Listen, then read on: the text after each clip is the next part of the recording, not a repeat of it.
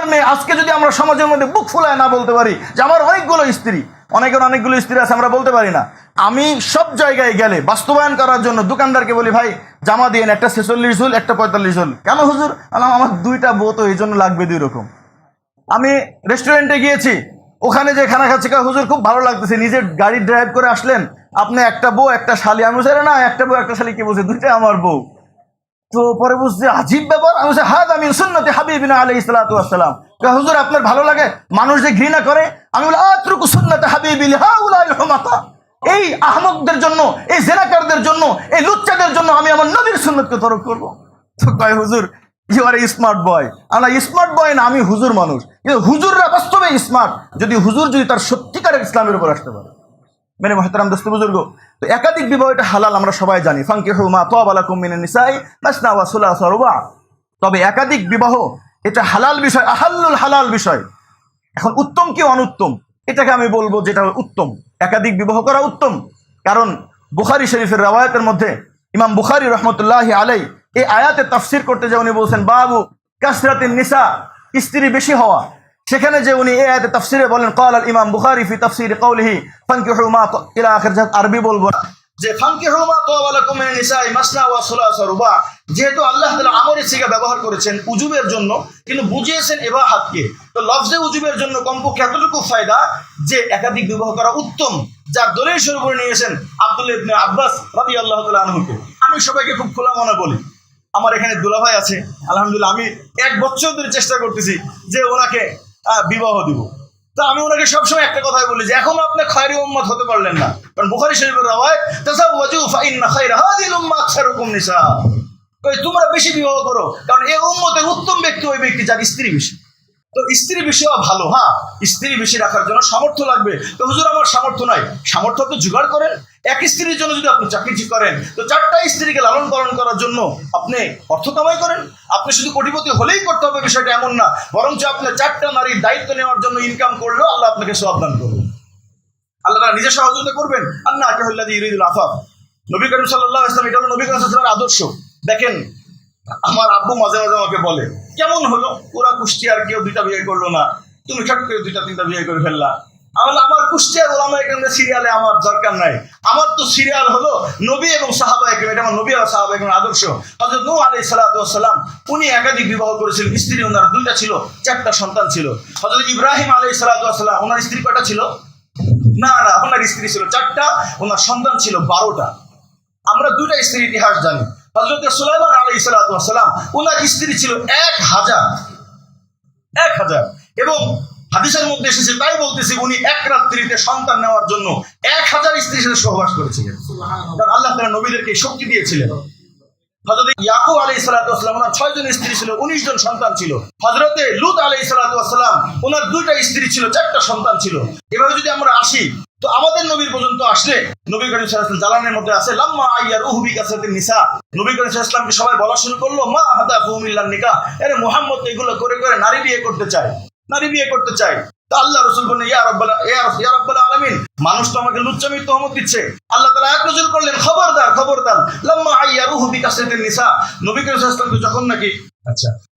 ওয়াসাল্লামকে যখন নাকি বললেন যে ইয়া রাব্বাল আলামিন আমার অনেক স্ত্রী, তুই এটা তো আমাকে দোষারোপ করে। আল্লাহ বলেন আপনাদেরকে বলে দেন ওয়ালাকাদ আরসালনা রাসূলাম মিন ক্বাবলিকা ওয়া জাআলনা লাহুম আজওয়াজা ওয়া যুররিয়া, আমি সবাইকে অনেক বিবাহ স্ত্রী দিয়েছি।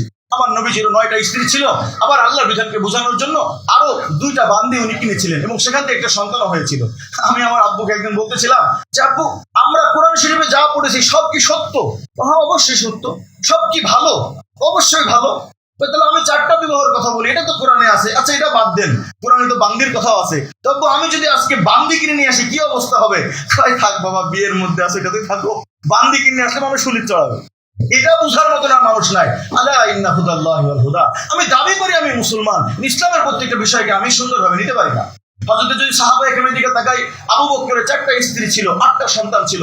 হযরতে ওমর ইবনুল খাত্তাব ওনার 8টা স্ত্রী ছিল, ওনার 14-17টা সন্তান ছিল।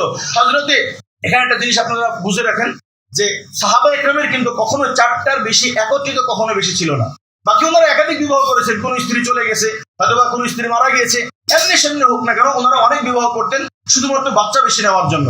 হযরতে আলী রাদিয়াল্লাহু তাআলা আনহু ওনার 9টা স্ত্রী ছিল, 31টা সন্তান ছিল। হযরতে উসমান রাদিয়াল্লাহু আনহু আল্লাহ রাসূলের 2 কন্যাকে পাওয়ার পরেও ওনার 7টা স্ত্রী ছিল, ওনার 17টা সন্তান ছিল। খালিদ ইবনে ওয়ালিদ যেদিকে যুদ্ধ করতেছে 112টা যুদ্ধের যিনি সেপাসালার, ওদিকে উনি 24টা বিয়ে করে ওনার 81টা সন্তান ছিল। এক যুদ্ধে 41টা সন্তান শহীদ হয়েছে। আপনারা আসেন আব্দুল কাদের জিলানী রহমাতুল্লাহ আলাইহি, তার বুজুর্গিয়াতের মধ্যে তো আমাদের কোনো ইখতিলাফ নাই। তার 4টা স্ত্রী ছিল, 31টা উম্মে ওয়ালাদ ছিল, তার 89টা সন্তান ছিল। মেরে মুহতারাম দোস্ত বুজুর্গ, আমরা মারা যাচ্ছি, আমার সন্তান কই? আমি একাধিক বিবাহ করবো অধিক সন্তানের জন্য। হযরত আলীকে জিজ্ঞাসা করছে আপনি এত বিয়ে কেন করেন? উনি বলেছেন যে ফাতেমা বিনতে রাসূলুল্লাহর পরে আমার অন্য কোনো মেয়ের চাহিদা ছিল না, কিন্তু যেহেতু আমার দোস্ত বলে গেছে তাসাওয়াজুল ওয়াদুদাল ওয়ালুদ ফাইন্নী মুকাথিরুম বিকুম উম্মাহ, তুমি বিবাহ করো, তুমি বিশেষ সন্তান নাও, তো আমি সন্তানের গর্ব করবো, এই জন্য আমি বিবাহ করি। আমার অনেক সময় পরিবারের লোক বলে থাক 2টা 3টা হয়ে গেছে আর লাগবে না। আমি 4টা করবো যদি আল্লাহ তৌফিক দেয়। কেন? আমার 40টা সন্তান লাগবে। আমি আব্বু বললাম আব্বু আপনি হিসাব বুঝেন না বুঝেন, হিসাব আমি বুঝে গেছি। কি হিসাব বুঝছো? আমার 9 ভাই আমরা, আলহামদুলিল্লাহ। আমার আব্বু তাকসিরুল আওলাদের ব্যাপারে উনি পূর্ণ আমল করেছিলেন। আমার আব্বুকে আমি বলেছি যে আপনি তাকসিরুল আওলাদের ব্যাপারে অনেক আমল করেছেন, কিন্তু তাকসিরুল সেওয়াজের ব্যাপারে আমল করেননি, ওই আমলটা আপনার বড় ছেলে করবে, সমস্যা নাই। তাহলে আমরা 9 ভাই বোন, 4টা করে যদি আল্লাহ তাআলা সবাইকে স্ত্রী দেয়, যার নাম 36টা আমার বেটার বউ, আমার ভাইয়ের বউ, ওখান থেকে 10টা করে যদি সন্তান হয় 360টা ভাতিজার বড় চাচা আমি। সেদিন আমার পাওয়ার বুঝেন, এটা হলো মুসলমানদের পাওয়ার। তাসাওয়াজুল ওয়াদুদাল ওয়ালুদ ফাইন্নী মুকাথিরুম বিকুম উম্মাহ। হযরত হাসান রাদিয়াল্লাহু আনহু কোন রিওয়ায়াত আছে 300 বার বিয়ে করেছিলেন। মুতাবার কওল হলো উনি 70টা বিবাহ করেছিলেন এবং ওনার সন্তান 350 উপরে বেশি ছিল। ইতিহাস দেখেন আপনারা। আমাদের বাংলাদেশে আসেন, আপনার হাফিজুর রহমতুল্লাহ আলাইহি ওনার একাধিক স্ত্রী ছিল, চরমনায় পীর সাহেব ওনার একাধিক স্ত্রী ছিল, হযরত মুফতি কিফায়াতুল্লাহ সাহেব ওনার নিজের একাধিক স্ত্রী এবং ওনার বাবার একাধিক স্ত্রী। ওনার বাবা বলতেন আরে আমি যদি দ্বিতীয় বিয়ে না করতাম আমার এই মুফতি কিফায়াতুল্লাহ তোমরা কোথায় পেতা, কারণ এটা তো দ্বিতীয় স্ত্রীর বড় সন্তান। হযরত ইসমাঈল আলাইহিস সালাম এটাও আল্লাহর ইব্রাহিম আলাইহিস সালামের দ্বিতীয় স্ত্রীর সন্তান। তো দ্বিতীয় স্ত্রীর দ্বারা আল্লাহ তাআলা বহুত বরকত দিয়েছেন, কারণ আল্লাহ তাআলা হুকুম ফানকিহু মাসনা, প্রথমে 2টা 3টা, এটা নেচার যে পুরুষরা একাধিক বিবাহ করবে। কেন করবে, কি জন্য করবে, এই কথাগুলো আসলে অনেক আছে। এর কারণ হলো আমরা মনে করি যে বিবাহটাকে আমরা সেক্সুয়ালি বিষয় টেনে নিয়ে যাই। না ভাই, বিবাহ বিষয়টা সেক্সুয়ালি বিষয় না, বিবাহ বিষয়টা হলো একটা নারীর দায়িত্ব নেওয়া, একটা নারীর দায়িত্ব নেওয়া। এই জন্য বিবাহ করার সাথে সাথেই তার নফকা এবং সুকনা ওয়াজিব হয়ে যায়। যদি সে সেক্স নাও করতে পারে তবুও অর্ধেক ওয়াজিব হয়ে যায়, আর যদি পুরোটা করতে পারে তো পুরা মোহর ওয়াজিব হয়ে যায়, নফকা সুকনা ওয়াজিব হয়। এটা একটা তবে জিনিস। আল্লাহ তাআলা বনি আদম সৃষ্টি হওয়ার একটা মাধ্যম দিয়েছেন, এটা হালাল সেক্সুয়াল। এটাকে আল্লাহ তাআলা রাসূলদের জন্য আনলিমিটেড দিয়েছিলেন, আমাদের জন্য স্ত্রী দিয়েছেন 4টা আর বান্দি দিয়েছেন আনলিমিটেড। কিতাবের মধ্যে আছে ফতোয়া কাজী খানের মধ্যে, কেউ যদি 4টা স্ত্রী বিবাহ করে, এরপরে যদি আরো 1000টা বান্দি কিনে, এরপরে যদি আরেকটা বান্দি কিনতে চায়, আর কেউ যদি দেখে বলে তোমার লাগে কয়টা, তো তার ঈমান চলে যাবে। কেন? 4টা স্ত্রী, ফাইন্নাহুম গায়রু মালুমিন ইল্লা আলা আজওয়াজিহিম আও মা মালাকাত আইমানুহুম ফাইন্নাহুম গায়রু মালুমিন।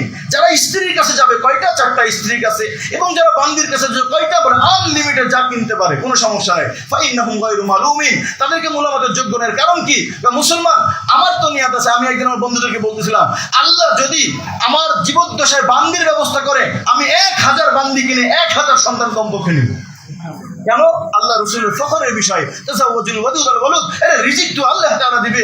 ওমা মিন দাবাতিন ফিল আরদি ইল্লা আলাল্লাহি রিজকুহা। আমি একটি বিষয় সংক্ষেপে আলোচনা করতে চাই।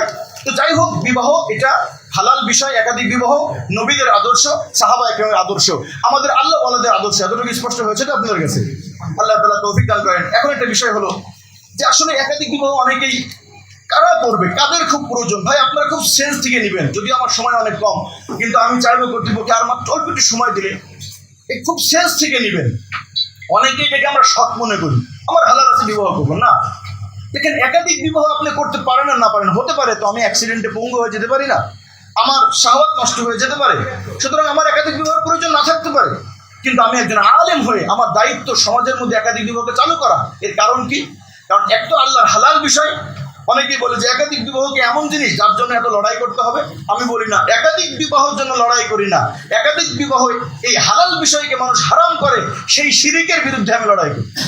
আমার একাধিক বিবাহ করার জন্য এত লড়াইয়ের জরুরত নাই, যারা আছে সে করবে, যারা আছে সে করবে না। কিন্তু কাদের প্রয়োজন চিন্তা করে দেখেন। 8 ধরনের ব্যক্তি, চাই সে আলেম হোক, চাই সে দিনদার হোক, চাই সে বদ্দিন হোক, চাই সে ইহুদি খ্রিস্টান হোক, পুরা দুনিয়ার মধ্যে চিন্তা করে দেখেন যে ব্যক্তির সন্তান হয় না। আমাদের ওখানে অনেক অসংখ্য ছেলে আছে যার সন্তান হয় না, স্ত্রী বাজা। তো আপনি কি বলবেন স্ত্রীকে ছেড়ে দাও, নাকি আপনি বলবেন যে তোমার সন্তানের দরকার নাই? আমরা কোনটা দিই? না, সন্তান দরকার নাই, তুমি আল্লাহর কাছে যাই আখেরাতে পাবা। কেন?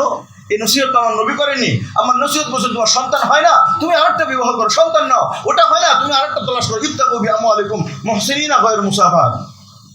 দ্বিতীয় নম্বর হলো, যাদের স্ত্রী দীর্ঘদিন অসুস্থ, হালকা পাতলা হয়তো আপনি সবর করতে পারবেন, কিন্তু বহুত স্ত্রীরা আছে যারা 3 বছর 4 বছর জরায়ুতে ঘা হয়ে যায়। এই সমস্ত স্বামীদের হেফাজতের জন্য আল্লাহ তাআলা এই বিধানকে সহজ করে দিয়েছেন যে তোমরা করতে পারো, সমস্যা নাই। তৃতীয় নম্বর হলো, যে সমস্ত মেয়েদের একটু যে বললাম আরমালা, যাদের বিয়ে হতে চায় না, যারা ডিভোর্সি, যারা বিধবা, যারা একটু বয়স্ক, তো তাদের বিবাহ সহজ হয়ে যাবে কখন? যখন একাধিক বিবাহ চালু হবে। কারণ যখন মানুষ একটাই বিবাহ করব, এই যখন মেন্টালিটি থাকে, তখন চিন্তা করে আমি সব কিছু দেখবো, সুন্দরী, লম্বা, যেরকম আমার চাহিদা, মিষ্টি, সব কিছু। কিন্তু যখন তার এরকম 3টা বউ থাকবে, তার পাশে যদি একটা আরমালা মেয়ে থাকে, একটা ন্যাংড়া মেয়ে থাকে, যেমন নাকি মুফতি তারিক মাসউদ সাহেব উনি বলেছিলেন যে আমি একটা ন্যাংড়া মেয়েকে বিবাহ করবো। আলহামদুলিল্লাহ, আমি একটা কানে ঠসা, কানে শুনতো না, এরকম মেয়েকে আমি প্রস্তাব দিয়েছি, অসুবিধা নাই, আমি একে এর ভরণ পোষণ দেবো, আমি এর দায়িত্ব পুরা করবো। তো ভাই, এই মেয়েগুলো আজকে যদি আমরা একাধিক বিবাহকে প্রচলন না করি, তাহলে এই যে সমাজ, যাদের খুব প্রয়োজন তারা তো পারবেই না। আবার চিন্তা করে দেখেন, যে সমস্ত পুরুষরা জেনা করতেছে, অন্য নারীর কাছে যাচ্ছে, আল্লাহ তাদেরকে বলতেছেন যে ইবতাগু বিআমওয়ালিকুম মুহসিনিনা গায়রা মুসাফাহ। আরে তোমরা যদি কোনো নারীর কাছে যাও, সমস্যা নেই, কিন্তু মুহসিনিন, তুমি বিবাহ করে নফকা দিয়ে, সুকনা দিয়ে, মোহর দিয়ে তাকে বাড়িতে তুলে নিয়ে আসো। তুমি গায়রা মুহার, তোমার এক মুসলমান বোনকে তুমি বেশ্যা বানায় তার কাছে যাও।